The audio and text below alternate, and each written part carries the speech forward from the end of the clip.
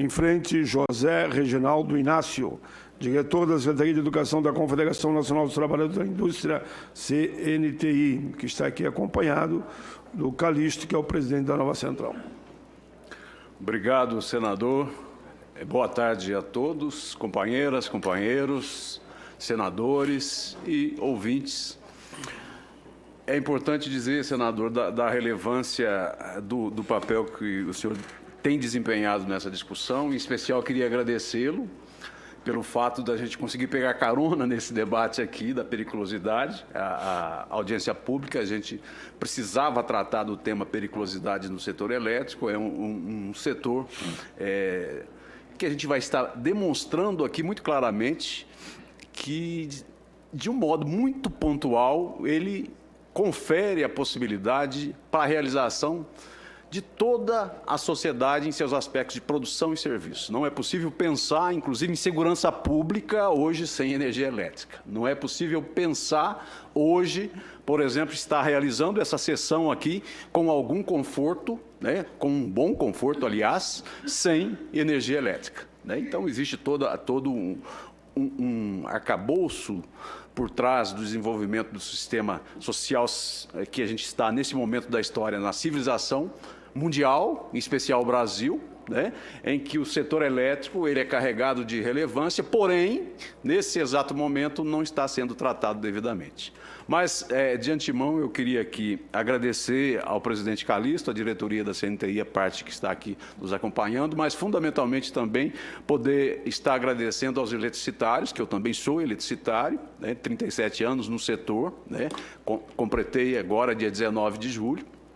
Portanto, conheço um pouco do que a gente vai estar falando aqui, não conheço tanto o suficiente, mas um pouco eu conheço, né, por representar o trabalhador eletricitário. Queria agradecer, em especial, às federações do setor específico dentro da nossa confederação, a Federação dos Trabalhadores das Indústrias Urbanas de Minas Gerais, a FENATEMA, e também aos sindicatos dos eletricitários do Brasil todo, mas em especial ao Sindisul, ao Sindeletro, que ajudou a montagem desta apresentação, nos oferecendo dados, nos oferecendo, inclusive, imagens cedidas e até um vídeo que foi cedido por essas entidades. Nós dividimos a nossa fala aqui. Rapidamente, vamos tentar dar conta de fazer o debate, né? Fazendo algumas considerações iniciais, o conceito de aposentadoria por condição especial de trabalho, elementos da caracterização e o financiamento da aposentadoria especial. Um outro tópico, nem todo eletricitário tem direito à aposentadoria especial, periculosidade, ambiente de trabalho do eletricitário, integridade física, periculosidade, penosidade e insalubridade e sua amplitude na aposentadoria especial. E, por fim, as considerações finais.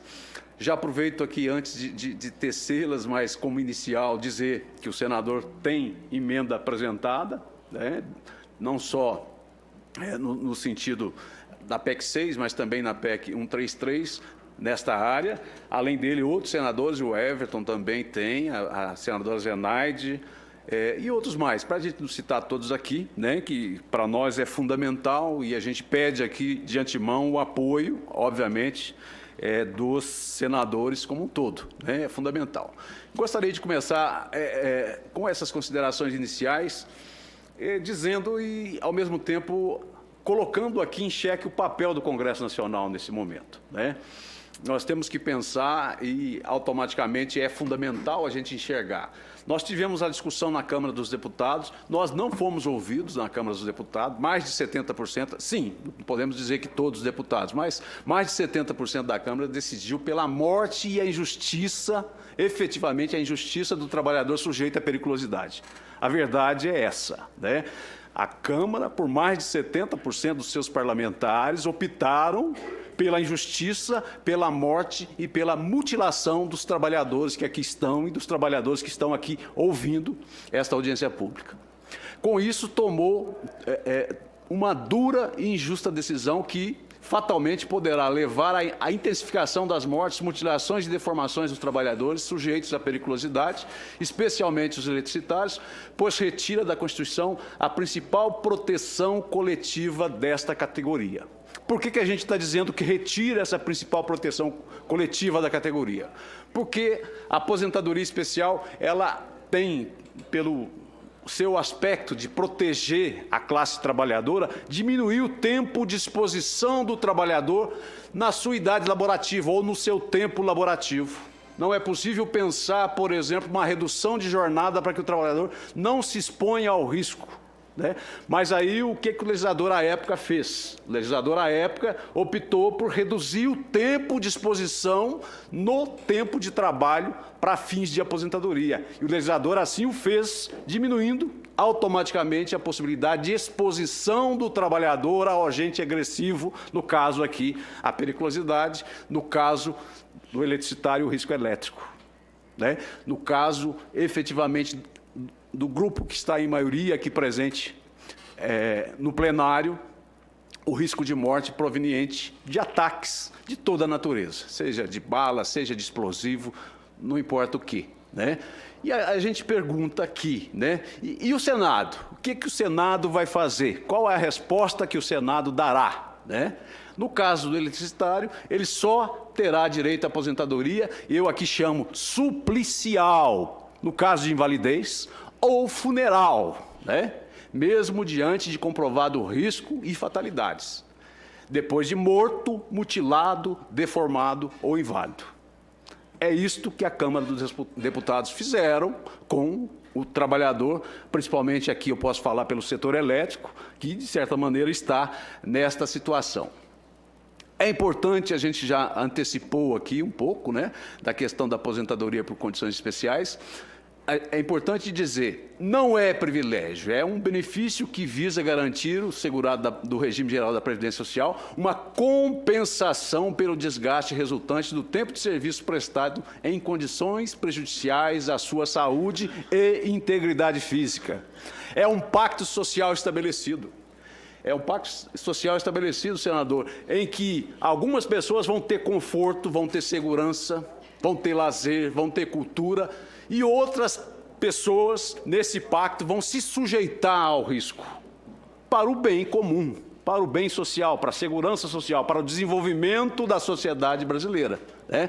É importante destacar isso. O professor Vladimir Novaes, ele caracteriza também a questão da aposentadoria especial ao lembrar que é uma espécie de aposentadoria por tempo de serviço devido aos segurados que, durante 15, 20 ou 25 anos de serviço, consecutivos ou não, em uma ou mais empresas, em caráter habitual e permanente, expuseram-se a agentes nocivos, físicos, químicos e biológicos em níveis além da tolerância legal. Por que nós temos que dizer isso, além da tolerância legal? Nós, por exemplo, do setor elétrico, nós temos tomadas de 110, 220 volts em casa. O eletricitário, o limite de tolerância é esse. No caso, passou de 250 volts, rompeu-se o limite de segurança. Esse limite de segurança para o trabalhador do setor, ele vai de 250 volts a 750 mil volts. Né? A diferença ela é substancial, né? É importante a gente destacar que é uma diferença bastante substancial. Outro ponto fundamental que o Senado, a Câmara não percebeu, ou fez que não percebeu, e o Senado não pode deixar passar. A aposentadoria especial ela tem o financiamento próprio, né? Que se chama financiamento da aposentadoria especial, né? Obviamente, ela vai garantir, né, alguns aspectos que normalmente não é percebido, que é, no caso aí, o FAI, né, que é o financiamento da aposentadoria especial, que ele tem por característica a predição da falha do trabalhador, ou seja, o legislador à época, ao pensar nesse seguro, né, ao pensar efetivamente nesse financiamento, ele pensou, é preciso fazer uma predição, há uma possibilidade do trabalhador se acidentar ou adoecer. Para isso se criou uma linha de financiamento. Já o seguro do acidente de trabalho, ele pensa na falha consumada, ou seja, se o trabalhador tiver acidentado, já acidentou o trabalhador, aí é o SAT que cobre, né? E o FAI, voltando aqui, o FAI sustenta a falha preditiva, futura, decorrente das condições especiais que antecipa a aposentadoria por tempo de contribuição em função da dose resultante da intensidade, concentração, exposição e do tempo de exposição, que é o que nós estamos falando aqui. É possível o guarda municipal, no exercício da sua função, exercer a sua função 1 hora só por dia? Ou ele tem que ficar num determinado número de horas trabalhando. A mesma coisa o eletricitário. É possível ele garantir o sistema elétrico em funcionamento trabalhando uma única hora, se expondo ao risco a uma única hora? Não, não é possível. Daí tem um financiamento especial para a aposentadoria, que tem a finalidade de, por predição, estabelecer que esse trabalhador vai diminuir o seu tempo de exposição no seu tempo laboral na aposentadoria, né? É importante observar isto. Nem todo elicitário tem o direito à aposentadoria especial. É importante dizer isso aqui, senador. Nós estamos falando de uma categoria que hoje no Brasil são em torno de 100 mil trabalhadores. Mas mesmo sendo só em torno de 100 mil trabalhadores, nem todos têm o direito à aposentadoria. Porque quem é que tem o direito? Só o eletricitário que exerça a sua atividade sujeita à eletricidade superior a 250 volts de forma habitual e permanente, não ocasional nem intermitente. Tem o direito à aposentadoria especial. Cabe ressaltar que para ter o direito é exigida a comprovação da atividade laboral exposta de forma habitual e permanente, em níveis de tensão que varia de 250 a 750 mil, eu já falei isso aqui. Vou citar o exemplo próprio, né? Eu sou um eletricitário, tenho 37 anos de empresa, estou afastado da área de risco desde a década de 90, portanto não aposentei até esse mês, né?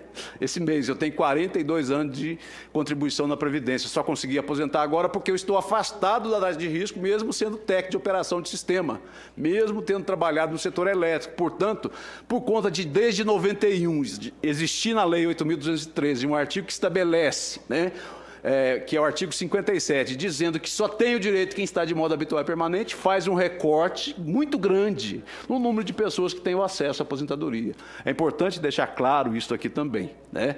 Um outro ponto fundamental, aí a gente vai entrar aqui, nós trouxemos um vídeo rápido aqui para mostrar algumas cenas do setor, né? É um vídeo que foi cedido pelo Sindeletro, é importante destacar, agradeço desde já a concessão, né? E eu acredito que ele vai demonstrar, em parte, eu digo em parte porque nós fizemos recorte de cenas que eu acho que o plenário aqui não merece estar assistindo cenas muito pesadas, né? A gente quer aqui passar esse vídeo para que vocês tenham uma dimensão do que é o trabalho no setor.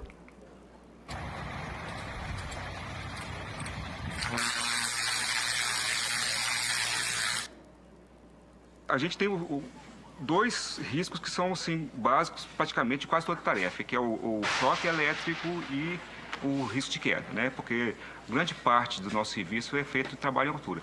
Agora, o risco elétrico, ele é constante em toda tarefa nossa. Eletricidade, ela pressupõe, né, que as pessoas sejam bem treinadas. Não é um trabalhador que pode chegar a qualquer momento e ir fazendo. Todos os dias, em média, 8 brasileiros vão para o trabalho, mas não voltam para casa. O Brasil é um dos campeões mundiais em acidentes de trabalho. Além da perda de um ente querido, a família da vítima sofre com abandono e dificuldades financeiras. As empresas, que deveriam zelar pela segurança do trabalhador, se isentam de responsabilidades. Muitas vezes, culpam o próprio trabalhador pelo acidente, uma situação que é revoltante. Na Companhia Energética de Minas Gerais, CEMIG, os acidentes graves e fatais já custaram a vida e a integridade física de centenas de eletricidades. Em 1990, Milton Ribeiro Marcelino, eletricista da empreiteira Contemporânea Engenharia, contratada pela CEMIG, sofreu uma mudança radical na vida após um grave acidente de trabalho. Aos 23 anos de idade, ele teve as 2 pernas e um braço amputados. O acidente aconteceu 25 dias antes de Milton se casar. Ele teve que mudar os planos e reaprender a viver com a deficiência física. A empreiteira fechou as portas e o trabalhador só conseguiu ser indenizado pela CEMIG 18 anos depois. Aqui, gente, eu fiz questão de destacar que fizemos um recorte. Tem cenas, né, do acontecimento em loco, o acidente acontecendo, sendo retirado corpos, né? A gente preferiu não trazer, mas quem tiver interesse, obviamente, terá acesso ao vídeo na sua totalidade. Em média, né, a gente colocou aqui, todo mês, 5 corpos de eletricitários mortos são entregues aos seus familiares. Nós podemos dizer que são mães, pais, filhos, avós que recebem o corpo de um ente querido ou o que dele sobrou, né? por vezes, o pedaço do corpo, porque raro é aquele que é entregue inteiro. Quando não está carbonizado totalmente, está em parte ou faltando algum ou mais membros. É importante deixar bem claro isso, é uma realidade cruel, né? A gente tem que colocar com muita clareza. Os dados a gente vai seguir aqui mostrando, a estatística, o quadro está aí, né? É um quadro, é interessante que é um quadro de 10 anos da ANEEL, são dados oficiais, né? São dados oficiais. Esse dado, senador Paulo Paim, é o dado mais favorável, mais positivo do ponto de vista de quem faz análise, ou seja, os dados mais graves não estão aí apontados, né? É uma parte só dos dados. É importante destacar, né? Ou seja, uma média anual de 55,4 vítimas fatais no setor elétrico, ou seja, a cada 6,56 dias um eletricitário morre para garantir o atendimento inadiável ou essencial à sociedade. A cada 4,56 dias úteis,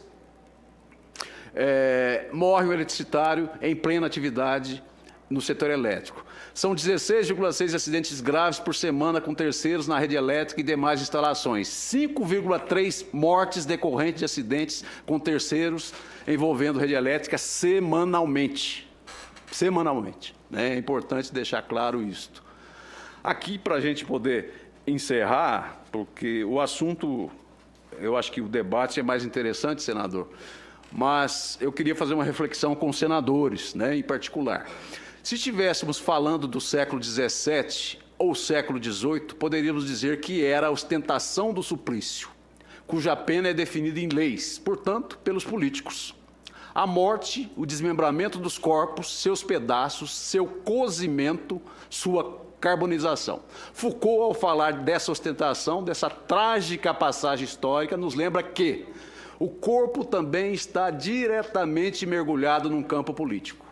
As relações de poder têm alcance imediato sobre ele, sobre o corpo do trabalhador. Elas o investem, elas o marcam, o dirigem, o supliciam, sujeitam-no a trabalhos, obrigam-no a cerimônias, exigem-lhe sinais.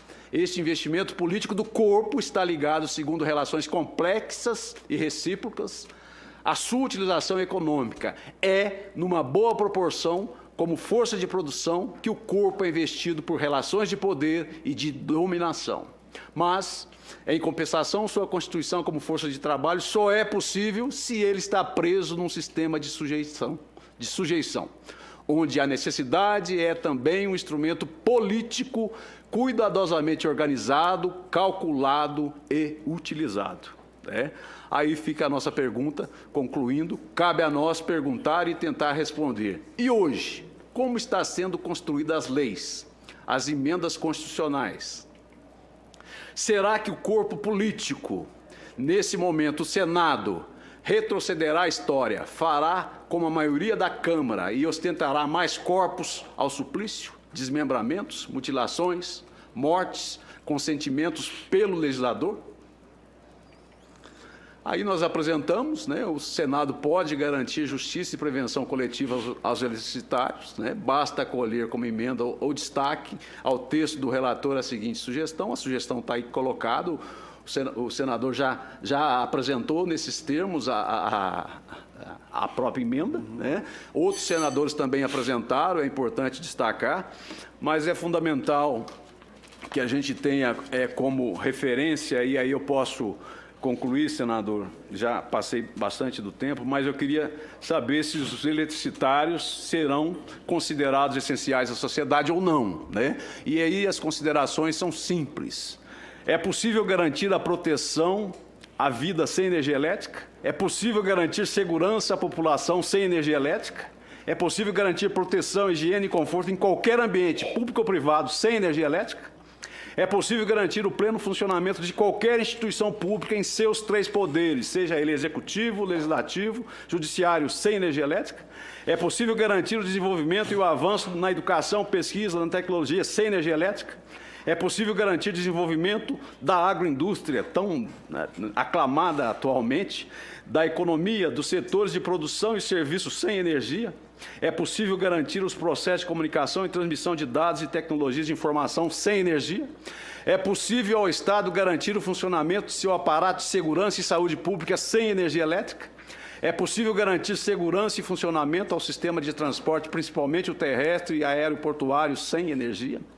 É possível garantir proteção à propriedade pública ou privada sem energia elétrica? É importante a gente destacar que a gente sabe, se for responder, é não. É não. E o profissional que trata, que confere a possibilidade da saúde, do desenvolvimento e da segurança da nação, principalmente da riqueza da nação, hoje não existe processo de serviço ou produção sem energia elétrica. E, no entanto, o profissional eletricitário está sendo desconsiderado. A Câmara dos Deputados, me permita, senador, o presidente da Câmara e o relator, deputado Samuel Rodrigo Maia, disseram que para a questão da morte do eletricitário existe a pensão para a viúva. Para a invalidez, existe aposentadoria por invalidez. Estamos diante de uma endemia laboral, ou seja, é descontrolado. Basta trabalhar nesse setor, o trabalhador está sujeito à morte. O trabalhador que entra nesse setor sabe que mensalmente morrem 5 trabalhadores. Serão 64 acidentes todo mês, acidentes graves, dos quais, se não morrer, ficarão mutilados, deformados. E a Câmara dos Deputados, principalmente, esses 2 parlamentares que eu citei, disseram dessa forma para a gente. Esperamos que o Senado não haja da mesma forma. Esperamos que todos os senadores tenham a compaixão, não só dos eletricitários, mas de todos que fazem parte dessa discussão, que fazem a discussão da periculosidade, que correm o risco de vida, correm o risco de morte, corre o risco de morte, de serem mutilados, deformados e continuarem em vida. Obrigado, senador, espero contribuir. Muito bem, José Reginaldo Inácio, diretor da CNTI, Confederação Nacional dos Trabalhadores na Indústria.